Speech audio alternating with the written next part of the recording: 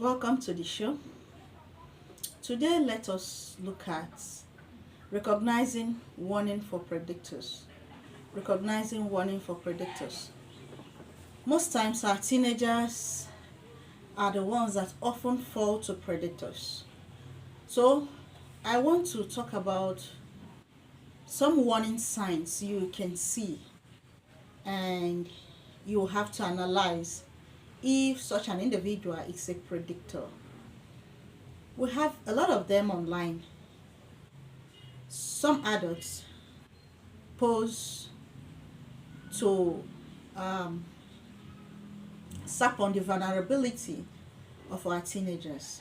So we want to make sure that we educate our teenagers well on some warning signs they want to look out at an individual who might pose to be a better person, but behind they are predictors. Number one is that predictors, most especially sexual predictors, are always manipulative. They are manipulative. They try to manipulate these young individuals, these teenagers. For example, they try to give them special treatment. They want to pose as a good friend.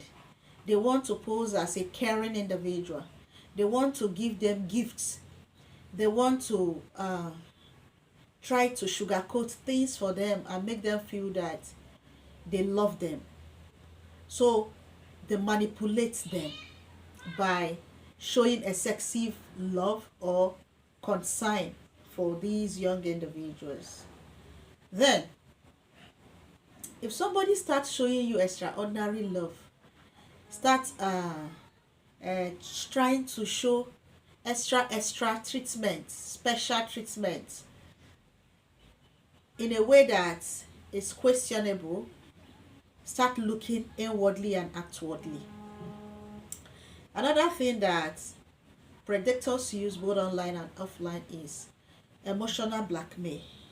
Because they show you special treatment, they wouldn't want you to go against what you look as your personal boundaries. So they want to cajole you, they want to force you into doing things that you must have set as a boundary. In the excuses of, if you love me, why do you do so and so? Why do you do XYZ?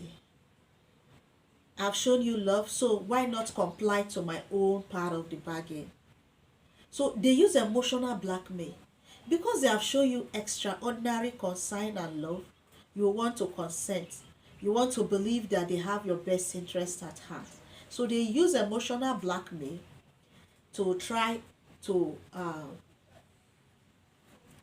put this young individual off balance. Another thing they do is they try to isolate you from your support system. They try to ask you, do you discuss what we discuss with another person? Do you trust me enough not to tell anybody what we have been talking about? So they isolate you from your support system, isolate you from your friends, isolate you from your parents, isolate you from your mentors. People they know that have your best interest at heart, they isolate you from them. That's another strategy that they use. Another thing they use is control. They may be there calling you most times. At intervals, they call you, where are you? What are you doing? They want to know every step you take. They want to know what is going on in your life. As a teenager, you may think that it is care. They are trying to distract you from trying to expose them to a well-meaning adult. So they try as much as possible to ask about your whereabouts, be excessively caring, but manipulative behind. Trying to have a control over your life, control over your affairs.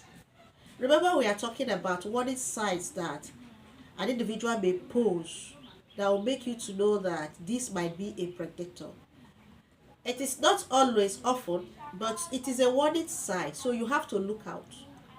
Most times it possesses all of these characteristics.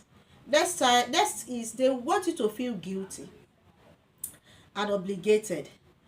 They felt that they have been calling you, they've been showing you love, they have been showing you special treatment. They've always been with you, either online or offline. And so, if you want to detach, they will ask you, after everything I've done for you, after everything we have been together with, after everything this have happened, after everything. So they use such to make you feel guilty, to make you feel obligated, to make you feel that you can't detach from them. It is their way of trying to subdue you so that you don't speak out. And inconsistent behavior. Predators have inconsistent behavior. Sometimes they can be excessively nice. They can show you extraordinary love. They will always be there, be a shoulder you can lean on, give you gifts, shower you with luxurious things. And sometimes they can be the beast you don't want to know. So their behavior is very inconsistent. Okay? They can be overly kind and they can be overly aggressive. If they see you want to come out of your share, if they see that you want to get your boundaries on, they become aggressive. And so you fear you want to lose them. They use all of this to subdue you so that you don't know the kind of person that they are. And most especially, they overstep boundaries. They overstep your boundaries. You see, most young individuals you see out there that send nudes out there are those who have been talked into that. They will tell you, why not send me this? We've known each other for a while. I've known you. I'll do this for you. I'll send you my own pictures. I will send you my own videos of this. They will try as much as possible to make sure you overstep your boundaries. All the boundaries you have put around yourself, they make sure they break them in pieces so that you don't realize and remember yourself again. Teenagers have to be on their alert. They want to look out for themselves.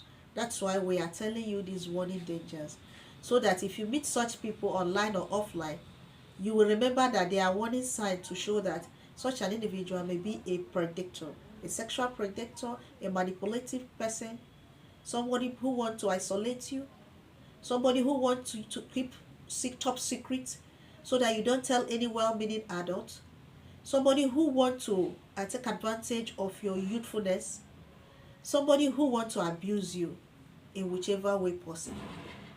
I've talked about this one inside. One, I talked about manipulation. They manipulate you. Emotional blackmail. They try to isolate you, have a control over your life, make you feel guilty and obligated because of the way they do things. Their behavior is so inconsistent. They are excessively nice and excessively aggressive at some time, and then they overstep boundaries. So when you see these red flags as a teenager, if you are chatting or you have been a friend to an individual, whether online or offline, be on the guard. These are red flags to show that this might be a toxic relationship, a predator, one who wants to take advantage of your youthfulness. So be warned so that you can act accordingly. So that is it for today. I'll see you in the next, but always remember that you need to keep your digital blueprint clean. Make sure you make good friends. Make sure your associates are those who you know better and are those who will not pressure you into doing things that are against your boundaries. Don't let it happen. Stand for yourself. Have boundaries. Be in a healthy relationship. That will help you to thrive. I'll see you in our next episode.